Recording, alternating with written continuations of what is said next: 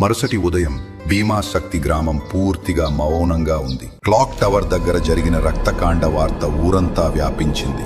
పోలీసులు గ్రామాన్ని చుట్టుముట్టారు, కానీ థున్ సహూర్ మాత్రం కనిపించడం లేదు. ఆఫీసర్ రమేష్ గాయం ఉన్నా కూడా వెనక్కి తగ్గలేదు. అతను సహూర్ ఇంటికి వెళ్లి పరిశీలించాడు.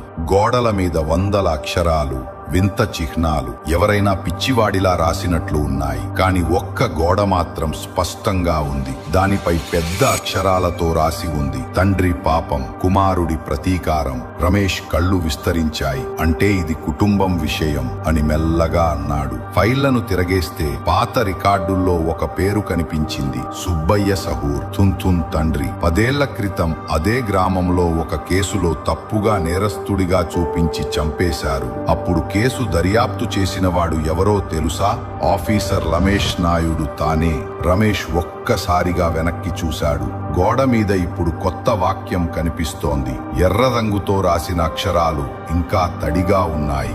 నువ్వు నిజం మరిచిపోయావు రమేష్, కానీ నేనేమో కాదు.